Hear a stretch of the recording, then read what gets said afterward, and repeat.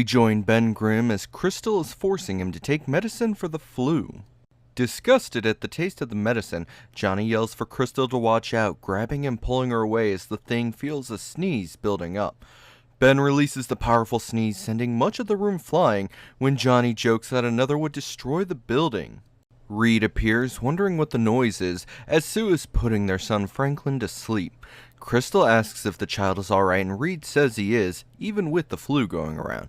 Johnny says that it's due to the horrible weather when Reed decides to take Franklin back to his caretaker, Miss Harkness, out in the country. Later, Thing is feeling that the rain has stopped when he is surprised to feel something drop in his hand. Crystal is doubtful as he pulls a small box inside when he hears Johnny yells that it's simply more cough medicine. Flying off from his irritated friend, he soars past a building as its top is ripped off. The building goes after him, going too fast for him to melt when he begins angling towards the river. Plunging into the river, the building follows, while back with Ben, he checks on Reed, who is making a formula for his son. He then wonders where Johnny is when he looks outside and sees that the sky is filled with debris as Reed witnesses it too. We swap to Magneto, who is using a device that amplifies his powers when an Atlantean guard finds him. Telling him that he's been summoned by Namor, he leads him to the Lord of Atlantis. Meeting, Namor learns of what happened to Magneto in the Savage Land when the evil mutant proposes they put their differences aside and team up together. Though suspicious, he is willing to listen as we turn to Ben, who informs Reed of what happened with Johnny, but he already knows. Having created a device to track the unusually strong magnetic force, he is able to pinpoint the origin of it in Atlantis. Thing is positive the Submariner is behind it, though Reed wants to investigate first as he launches a sonic probe. Mr. Fantastic is willing to send a concussion missile to the source of the signal if it happens again, while behind Ben a pair of electrodes begin floating when Reed sees them and shouts a warning.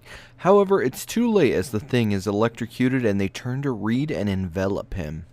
The Human Torch flames on, determined to burn the coils, but they easily dodge his flames and he dares not increase the heat for fear of burning his friend. A control board activates, shooting a vacuum blast at Johnny, smothering his flames as Crystal steps forward, activating her elemental powers. Destroying the console, Mr. Fantastic is freed as he is awed by the magnetic powers used on them. Johnny is glad for Crystal saving them, though Reed is unsure if the danger is past, when Ben, growing impatient, wants to take the fight to their attacker. He presses the button to launch the missile as Reed yells at him, and we turn to Atlantis as it strikes. The Atlanteans panic as their city is attacked, as an arch above Namor begins falling, threatening hundreds. Catching it, he allows his people to get clear of the danger and tosses it away once they're safe, his anger apparent and wanting to get revenge on those who attacked them. He yells for Magneto to be brought to him, demanding of him what he knows about the incident. Feigning innocence, he tells that he tracked the attack from the laboratory to the home of the Fantastic Four, and Namor believes it.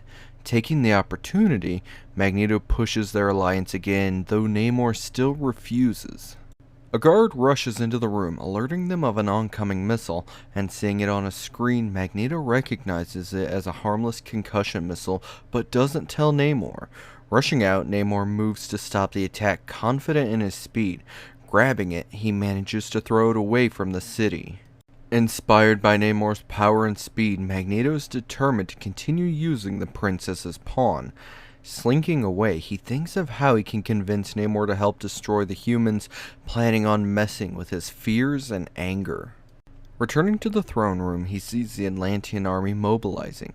Hearing the Submariner's battle cry, he approaches Namor, asking to join him in battle, and he accepts. However, he warns that only he is in charge, and that he alone leads the battle against humanity. Back with the Fantastic Four, Reed is admonishing Thing for prematurely launching the missile, and though sorry for his rash actions, claims that it won't be the end of the world. At that moment, Crystal notices on a radar that there is activity, and Ben sees that it's a fleet coming towards them. Reed, looking at an alarm, explains that if it goes off that it's a fleet of warships approaching, and that it would mean war as they see it activate.